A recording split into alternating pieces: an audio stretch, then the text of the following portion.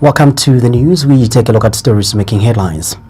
One of India's largest seed companies, Prasad Seeds Company Limited, will in the first phase spend $8 million in setting up a seed research, production, processing and distributing facility. Governance, Elections, Advocacy and Research Services GEARS initiative has proposed for a clause that will guide political parties to elect the running mate at the convention. And Forum for Democracy and Development FDD Chiengi Member of Parliament Given Katuta has challenged mining companies claiming that they are making losses to take their investment where they will be making a profit. The Southern African Development Community SADC has revealed that it has taken note of the strong doubts cast on the poll outcome by Roman Catholic Church in the Democratic Republic of Congo DRC, which had deployed more than 40,000 monitors. SADC organ on politics, defense and security chairperson President Edgar Lungu has called on all political leaders in DRC to consider a negotiated political settlement for an all-inclusive government. President Lungu says SADC is encouraging all stakeholders in the DRC to pursue a negotiated political settlement for a government of national unity. President Lungu says he has spoken to leaders of SADC and the International Conference of the Great Lakes Region ICGLR and to the provisionally proclaimed winner Felix Tshisekedi and other stakeholders within and outside of DRC. He says SADC draws the attention of Congolese politicians to similar arrangements that were very successful in South Africa, Zimbabwe and Kenya, where governments of national unity created the necessary stability for durable peace. President Lungu says SADC is therefore encouraging all parties to enter into a political process towards a government of national unity in order to enhance public confidence, build bridges and reinforce the democratic institutions of government and electoral process for a better Congo. He has urged DRC authorities to swiftly resolve all elements of doubt that could undermine the fairly successive general election and pose a danger to the peace and stability of the country. The SADC organ on politics, defense and security chairperson says it is imperative that at this very crucial moment, all DRC politicians commit to actions and processes that do not escalate tensions any further. He has further stressed that SADC expresses solidarity with the government and the people of the DRC for organizing a relatively successful election that inspires hope that the country was on a path towards democratic consolidation. This is contained in a statement made available by Special Assistant to the President for Press and Public Relations Amos Chanda. One of India's largest seed companies, Prasad Seeds Company Limited, will in the first phase spend $8 million in setting up a seed research, production, processing and distribution facility. Prasad Seeds Chairman Karumanchi Prasad says the move is an entry into Africa, targeting the 8 neighboring countries and beyond. Mr. Prasad says he is convinced that Zambia is the best investment destination, which has a stable political system and a strong legal framework that protects private sector investment. He said this in Hyderabad in the Indian state of Telangana after having a final meeting with Zambia High Commission in India before starting operations in Zambia. And Zambia's High Commissioner to India, Judith Kabuchimpanga, has urged the company to also consider venturing into vegetable and paddy rice seeds processing because Zambia is currently importing such seeds. According to a statement made available to Q News by First Secretary, Press and Tourism at the Zambian Mission in New Delhi, India, Bangwe Navile, Mrs. Kabuchimpanga says that the decision by Prasad to invest in Zambia is welcome as Indian investment in the country has exceeded $5 billion. She says that the mission is happy to note that the company has existed for over 30 years with core competence in seed processing in its 32 factories in India, sitting on a 1 million square feet piece of built-up factory space that provides 70% of India's seed requirements. In the first step, to establish this a small farm for the research, required equipment and also the seed production, create the facilities and creating the infrastructure, drying, processing, packing, storage. It is all infrastructure for which the first step, it will be $8 million what I am planning to invest. Okay. And we appreciate your thought process of wanting to partner with Zambia. This has come at more than a better time. We need paddy rice seed. We also need a lot of vegetable seeds and other seeds, which we are also doing at Prasad Seeds here in Hyderabad.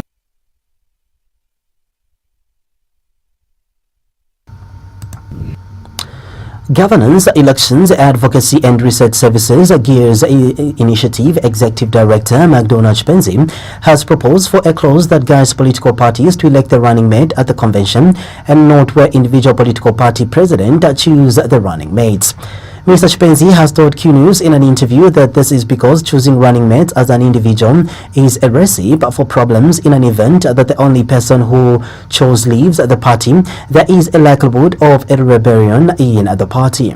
He says in order for the country to promote participative and democracy in political parties, all members of the political parties eligible to attend and participate in a convention, it is prudent that they should elect a running mate, stressing that it would be easy even for political parties to make a transition. Mr. Chipenzi adds that the manner where a party president selects a running mate undermines democracy, especially that the country is talking about reducing the president's powers. He has stressed that voting for running mates at the conventions will help political parties from having different running mates each time they are elections. Mr. Chipenzi says there should be transparency in all areas, including in political parties. So for us to also promote participative and inclusive democracy in political parties, I believe that if all members of the party, are eligible to attend a convention, participate in the voting of a presidential running mate, it will be very easy and also, smooth for political parties even to make transitions. Now imagine where a president chooses a running mate and that president perhaps dies or leaves or retires. It means that running mate, which was a single-sourced person who ran the party, even when members may not have agreed with the choice of the president. Further, it also undermines democracy because we are talking about reducing the power of the president. But now again we are busy promoting, amassing presidential powers even at political party levels. I think we need to practice and walk the talk that we have been talking about, that all presidential candidates should be voted at the convention, and perhaps we should not have a different presidential running mate when you have already chosen a vice president at the presidential at the convention, and then you again decide to choose another running mate.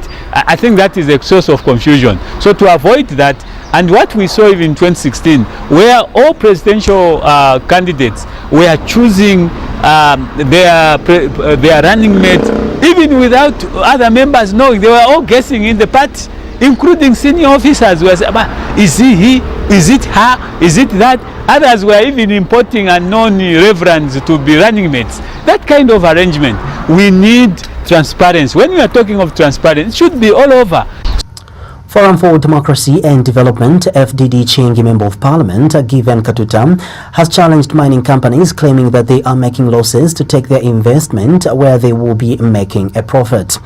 Ms. Katuta has wondered why some mining firms are claiming that they are making losses when they are still in the country. She has charged that their action is tantamount to stealing resources meant for Zambians. In an interview with Q News, Ms. Katuta insists that those saying that they are making losses should leave the country so that government can bring in new investors to invest in the country. Meanwhile, Ms. Katuta is calling on parliamentarians to revisit the investment policies because Zambians have been deprived of the much-needed development by some investors, especially in the mining sector where Zambians have not benefited from mining companies as expected. Ms. Katuta has observed that while roads are being damaged by heavy laden trucks from the mines, the government has been bearing the cost of rehabilitating the roads. She has appealed to the lawmakers to come up with investment policy that will compel mining companies to comply with the country's regulations as opposed to threatening government on laying off workers. In the first place, these companies, mining companies, had they been making losses, they would have left long time. But to my surprise, they keep on claiming they're making losses and they're still sticking around. Why don't they pack and go back to wherever they came from, and we bring in other companies which can, continue the same mining? Mind you, most of these mining companies like KCM, we had that mining existing before they came. So another company can come in. Why should they want to get stuck to something that is loss making?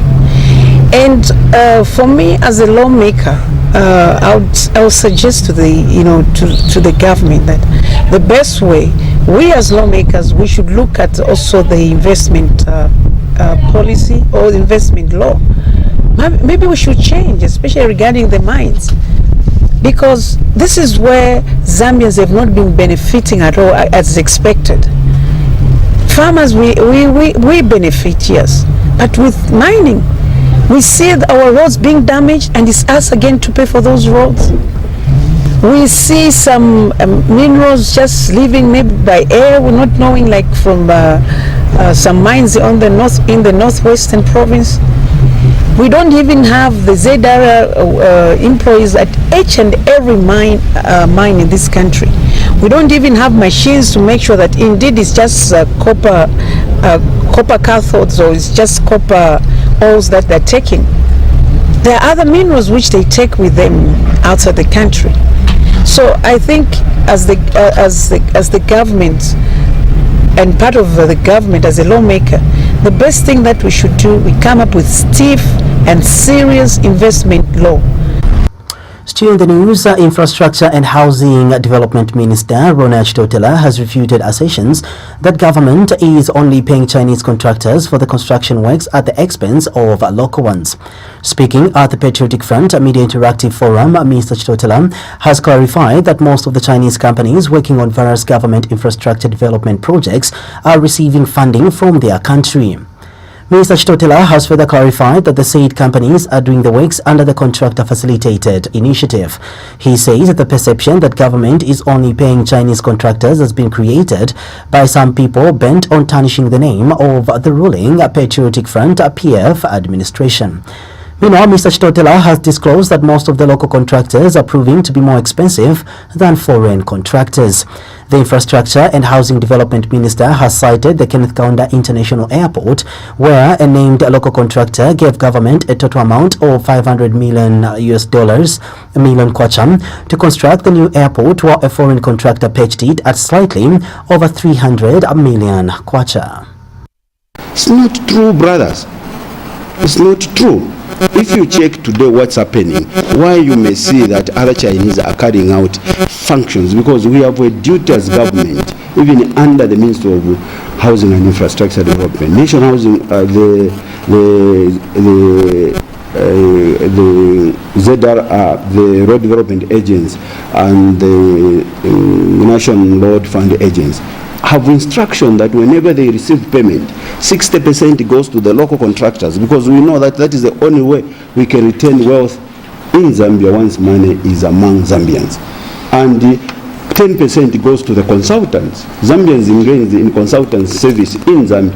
Then 30% goes to the foreign contractors who are also implementing infrastructure development. So you can see that whenever they receive money, 70% goes to the local Zambian contractors, except they are in majority. This is some of the Chinese and the Indian under the congestion Lusaka you are seeing. It's not money that is coming from the treasury. That's why you could see that maybe they are getting paid, including the airport. It is under contractor facilitated initiative. And Mr. Chitotela has disclosed that the construction of a new state house will start this year at a piece of land of which will be identified. Mr. Chitotela says his ministry has already done a budget line for the construction of the facility and that it is just waiting for the approval of the budget by Parliament. In June 2017, a committee on transport, works, supply and communications headed by Kantanshi Independent Member of Parliament Anton Mumba recommended that a new state-of-the-art state house be built as the current one has deteriorated to an extent of posing danger to the head of state.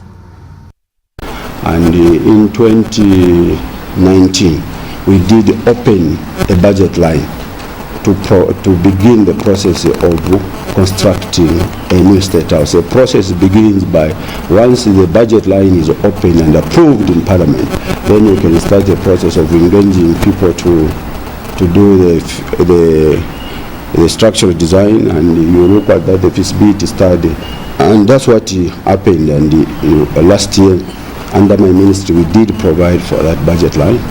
I may not tell the amount, but it is not sufficient. But there is an amount provided for. Even when I was moving a policy statement in Parliament, I did allude to that fact, and it was debated in Parliament. And members of Parliament, whom you, the Zambian people, have voted for and sent to Parliament, approved and approved the budget that government started looking at modalities. The United Party for National Development Vice President Geoffrey Walyamwamba has called on Inspector General of Police Kakoma Kanganja to ensure that police help create a peaceful environment for voters to freely express themselves without any inducement and manipulation from their opponents.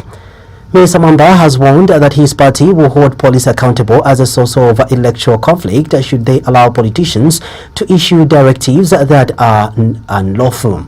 He has, however, advised the police to stop making decisions for the sake of safeguarding their job when they are there to serve the country and not self-centered politicians.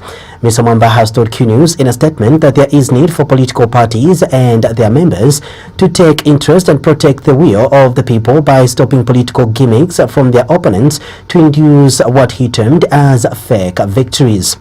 The UPND Vice President has called upon Zambians in all areas where elections will be taking place to vote without fear and favor, because voting is what determines the kind of life they want to live.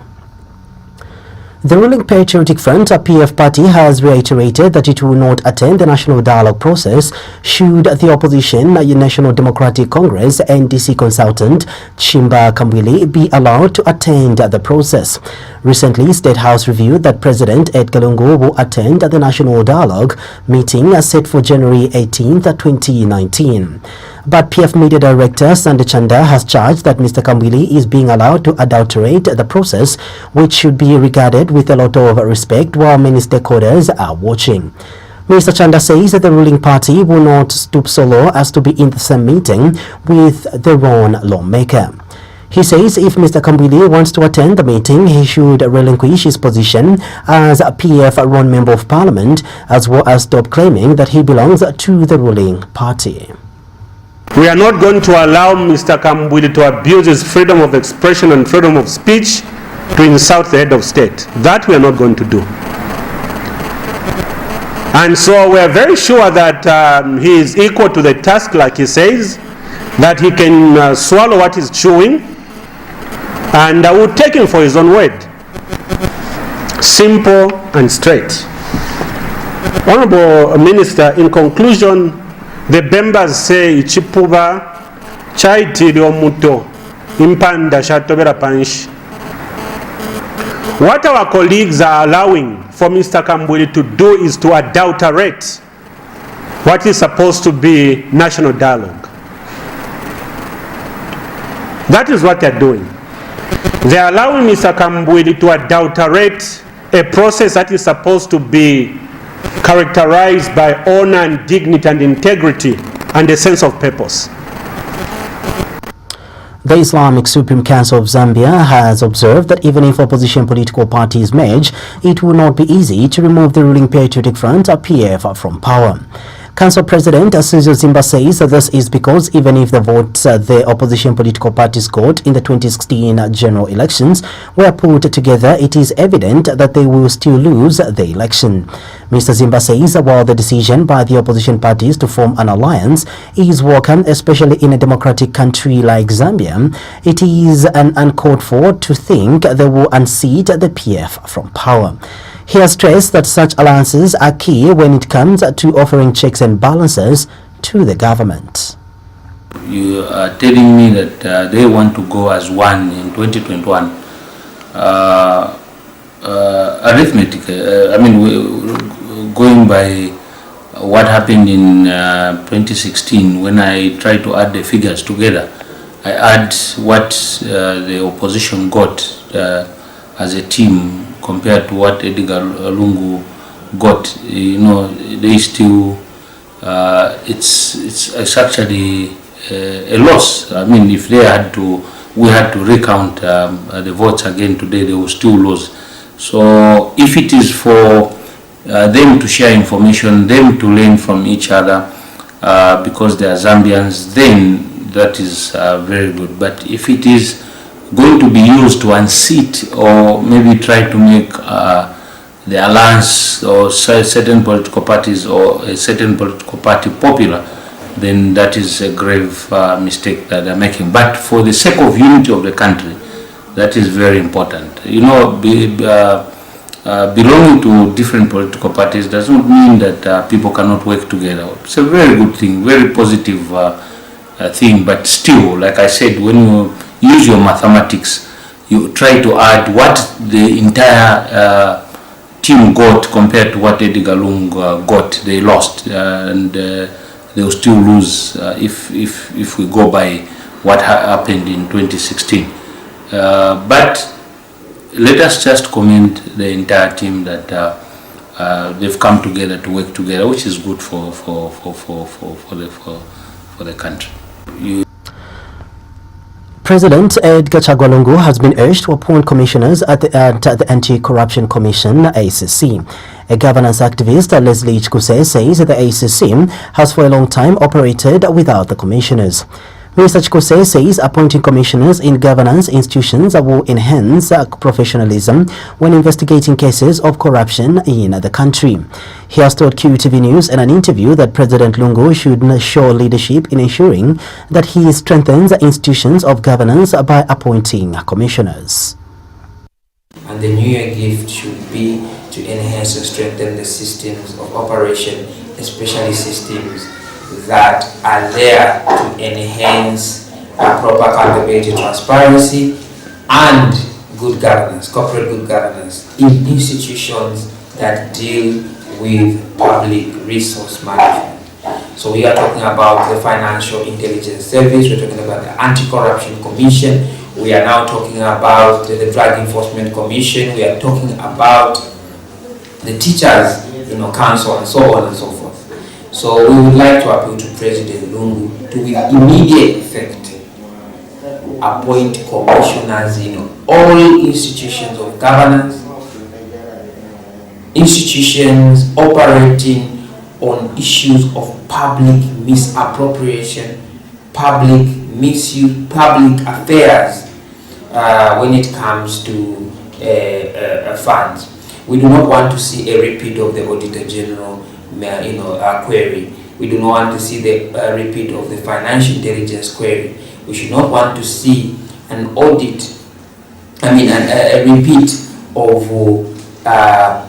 gross misappropriation of funds as it was in 2017, as it was in 2018, because really we are going towards not only the elections, but I think... In our local news, a Consumer Trust Unit Society, CAT, says government should be more open and transparent to make sure that consumers have enough information regarding their consumer rights. CAT's country coordinator, Chinai Makumba, is concerned that most consumers in the country are not aware of their rights, a situation that puts them at risk when buying goods. Ms. Makumba has noted that most consumers, especially in rural areas, do not know where to report concerns on expired, substandard or counterfeit products. She says the situation is negatively affecting the country socially and economically. Ms. Mukumba has observed that little has been done in disseminating information on consumer rights, especially in rural areas where 70% of the population lives. According to the CATS country coordinator, there is need to increase consumer awareness on counterfeit and substandard products for Zambians to know where to report suspicious products. I think definitely consumers they don't have sufficient information with regards to their consumer rights. I think we have seen a lot of exploitation on the part of consumers in a number of different ways by different retailers. So there definitely needs to be an increase in terms of awareness raising on the part of consumers in terms of what they can do, the positions they can take whenever they come across retailers that are trying to exploit them. And so there have been a number of different initiatives, like I mentioned, by both the CCPC and ourselves as CATS. We try to supplement those activities. So for example, yesterday the CCPC put out a statement about school uniforms, right? Parents need to know that they are under no obligation to buy school uniforms from educational institutions. The schools must just be indicating what the parameters are. And so there are initiatives, but definitely we can do a lot more to ensure that consumers are more aware of their rights and are less likely to be exploited. We'll get back to this situation a bit further. What is your retaliation in terms of the threat that it poses to GMO, the threat it poses to the consumers? Yeah, I think around the GMO issue, we're very concerned that the government has not done as extensive public consultation as really an issue like this requires. I think we're of the view that something like this that really speaks to a fundamental shift in the way in which our agriculture sector is being moved requires the entire public to be informed and also in part and parcel of this discussion.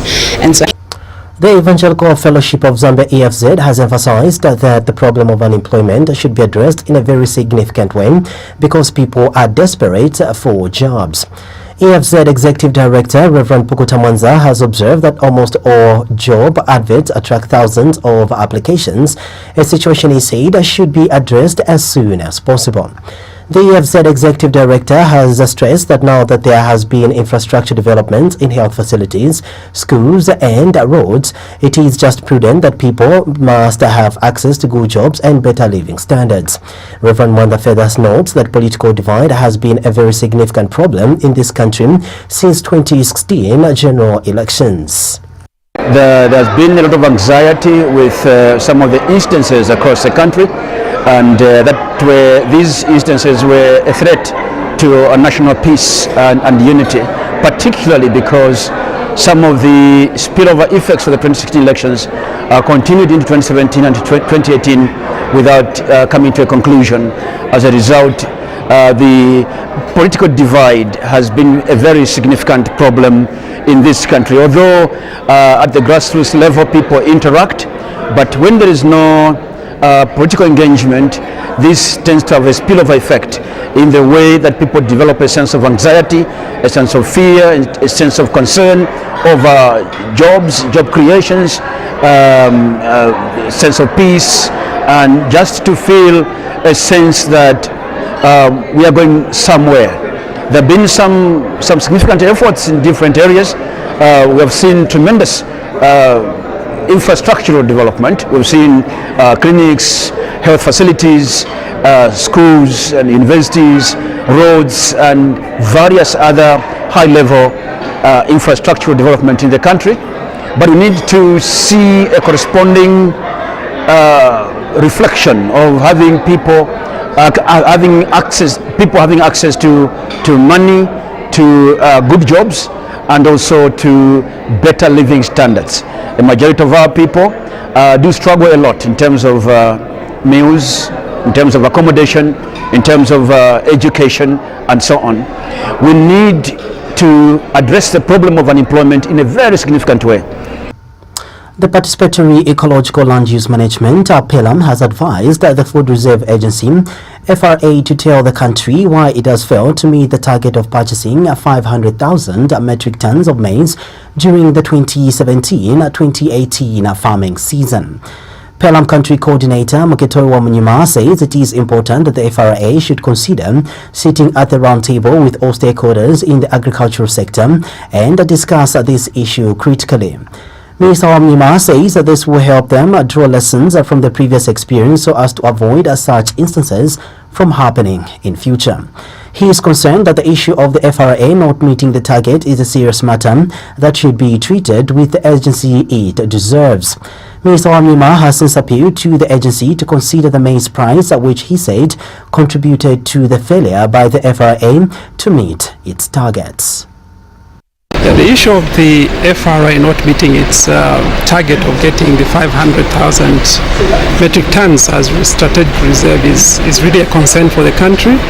I think it's something that has been actually looming in terms of them getting, because I think the issue has always been the prices that the FRA has been giving to the farmers, and also the fact that even when farmers sell to FRA, they don't get their monies in time for them to prepare for their next seasons, as well as to meet their daily needs. So in terms of the implications, I think, of course, one obvious fact is that I think we won't have the necessary reserves in the country. And of course, we've already seen quite a lot of areas in the country that need these strategic reserves. So it's a concern that we may not be able to respond to some of these food emergencies that we are having in the country. And that should be a really big concern as a country. And I think as the government and the FRA, they really need to relook at the process of what has happened and see how they can avoid such instances happening in the future. And basically this means, I think, giving the farmers the right price and also ensuring that farmers get their money in time, because I think that's their annual income. And so for them to sell maize to FRA and wait for another year to get their money is something that I think farmers feel they are fed up, and I think they are looking to alternative markets to sell their maize. And we've seen that in the past season the private sector has actually bought a lot of the maize from the farmers. So I think it should be a wake-up call for government of how they intend to do their marketing of maize in the country. Okay. We get to Eastern Province, where Patriotic Front, a Kapoche Member of Parliament, Charles Banda, has indicated that he has so far witnessed the fulfillment of a number of promises he made to the electorate in the run-up to the 2016 general elections. Dr. Banda says many of the pledges he made to the Kapoche electorate prior to the 2016 elections were described by his political opponents as lies and impossibilities. He explains that about 5 clinics in Kapoche have been so far completed and that government will soon recruit health personnel in these facilities. Among the clinics include Mlela Clinic in Kapungwe Ward, Chikalaba Clinic in Matambazi Ward, Kondorani Clinic in Kamwaza Ward, Chinzule Clinic in Chingilizia Ward, and Champala Clinic Ward in Kapoche constituency. And Dr. Banda says he is committed to service delivery, particularly in areas of infrastructure, health facilities, and the agriculture. Dr. Banda has, however, asked his constituencies to be in expectance as he lobbies for more development projects that will better their lives. He is confident that all the communities in his constituencies has one way or the other benefited from developmental projects. The Kapoche lawmaker has further revealed that he has also sunk 13 boreholes from his personal resources as part of measures to deal with the problems of water shortages in some parts of his constituency.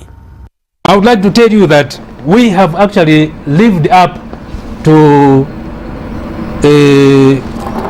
fulfilling what we did promise the people in the constituency when we went to campaign.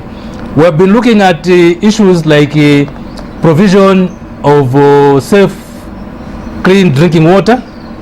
We have been looking at issues of providing health facilities to our people, roads, bridges. So some of the things that we have already done so far in Kapoche, if you may wish to know, if we look at the issue of clinics. On clinics, we have already done 5 clinics to date.